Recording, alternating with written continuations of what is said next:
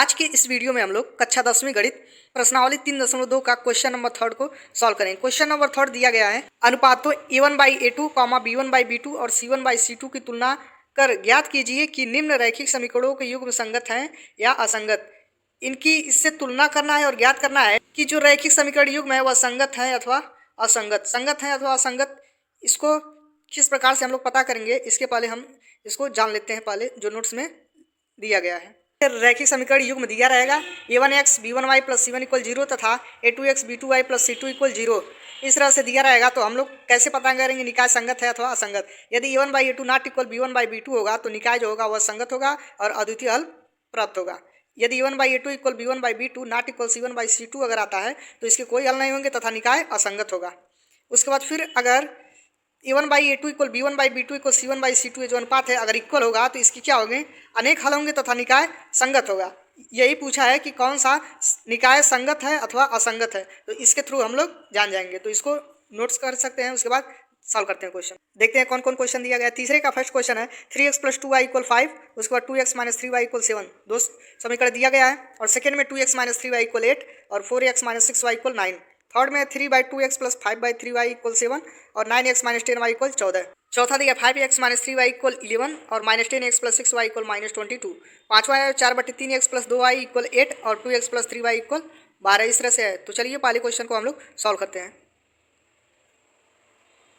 तीसरे का first question है 3x प्लस 2y इक्वल 5 और 2x माइनस 3y इक्वल 7। इसको मानेंगे फर्स्ट और इसको मानेंगे सेकंड समीकरण। तो इसकी जो तुलना है वह व्यापक रैखिक समीकरण युग्म से तुलना करेंगे। a1x plus b1y plus c1 equal 0 तथा a2x plus b2y plus c2 equal 0 से करने पर इससे हम लोग तुलना करेंगे। इसको मानेंगे a1x plus b1y plus c1 equal 0। इस तरह से चाहे तो 5 को इस साइड और ला सकते हैं, माइनस होगा, और इसको इस साइड और माइनस होगा, -7। या तो यहीं पर रहने देंगे तब भी मान वही आएगा। तो a1 की वैल्यू क्या हो जाएगी, यहाँ से a1x है, यहाँ पे क्या है 3x है, तो a1 की वैल्यू है 3, तो a1 रख दिए, a1 की वैल्यू 3 आ गया। बटे a2 होता है ना, तो a2 की वैल्यू यहाँ से निकालेंगे सेकंड समीकरण से, तो 2x है, तो a2 की वैल्यू आ गई 2, तो a1/a2 इक्वल 3/2।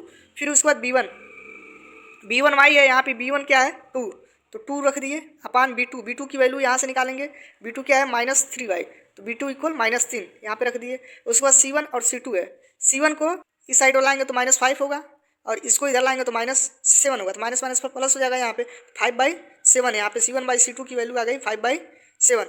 अब देख रहे हैं कि इसमें से कोई इक्वल हो रहा है, देख रहे हैं कोई भी इक्वल नहीं है, चूँकि a1/a2 नॉट इक्वल b1/b2, तो क्या होगा, अद्वितीय हल प्राप्त होंगे। जब a1/a2 नॉट इक्वल b1/b2 होता है तो इसके अद्वितीय हल प्राप्त होते हैं, अतः रैखिक समीकरण युग्म जो है वह संगत है।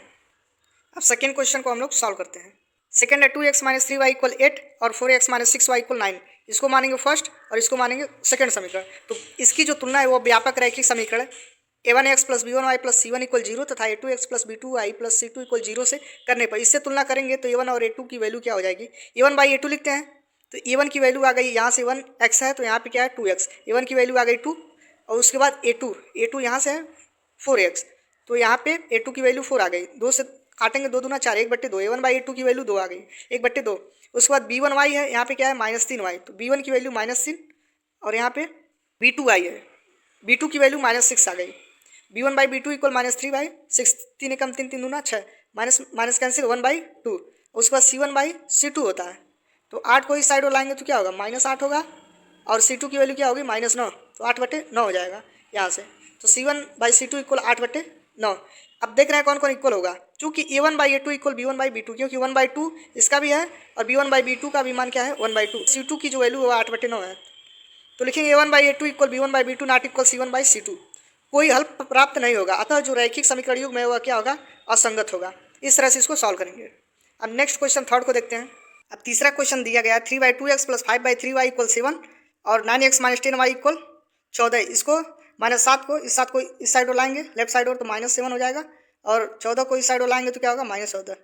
इसको फर्स्ट मानेंगे और इसको सेकंड समीकरण मानेंगे। अब इसकी जो तुलना है वह समीकरण युग्म की तुलना रैखिक समीकरण युग्म इससे करेंगे, और a2x plus b2y plus c2 equal 0 से करने पर a1 और a2 की वैल्यू क्या हो जाएगी, तब a1 की वैल्यू इससे करेंगे a2x और a1x है, a1x की तुलना इससे करेंगे तो क्या हो जाएगी, a1 की वैल्यू 3/2, तो 3/2 लिख दिए a1 की वैल्यू, अपान a2 है, यहाँ पे 3/2 लिखेंगे।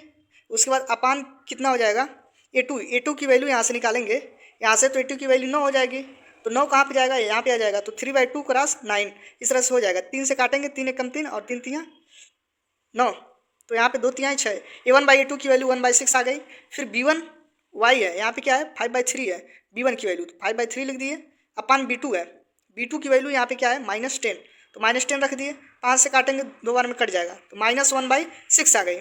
उसके बाद c1 है, c1 की वैल्यू -7 और c2 की वैल्यू -14 है, तो c1/c2 इक्वल क्या लिखेंगे -7/14।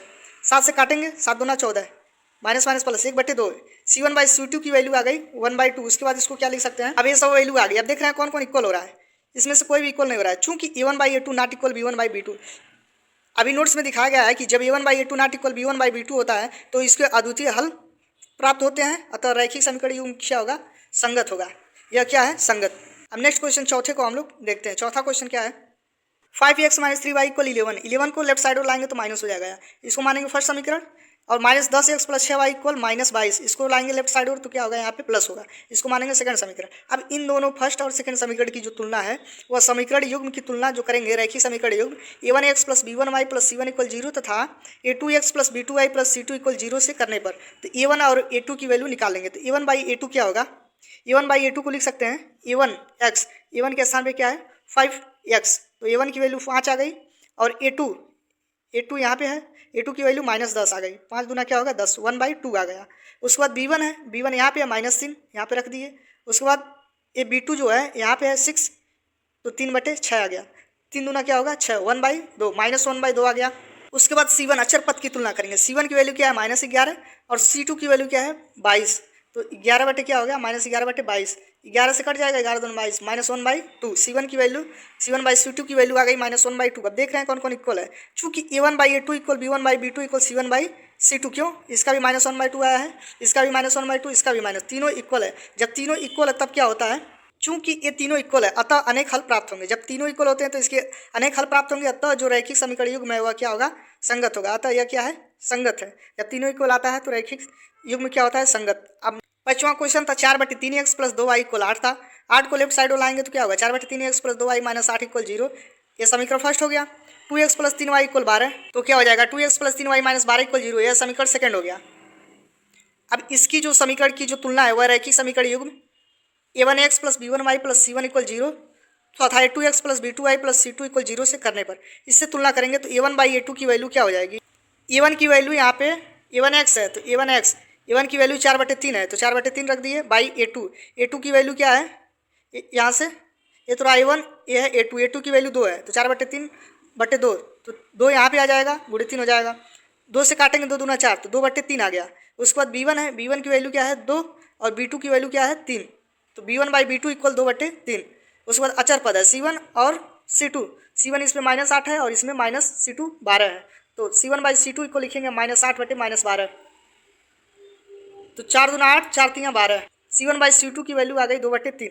अब देखेंगे कौन कौन इक्वल है, चूंकि a1/a2 = b1/b2 = c1/c2, क्योंकि सबका जो वैल्यू है 2/3 इसका भी है, 2/3 इसका भी आया, 2/3 इसका भी आया, तीनों इक्वल है। जब तीनों इक्वल होते हैं तब क्या होते हैं, अनेक हल प्राप्त होंगे इसके, अतः जो रैखिक समीकरण युग्म है वह क्या होगा, संगत होगा। इस तरह से हम लोग इसको सॉल्व करेंगे, कौन सा संगत है कौन सा असंगत है। अगले क्वेश्चन को देखने के लिए नेक्स्ट वीडियो को देखें।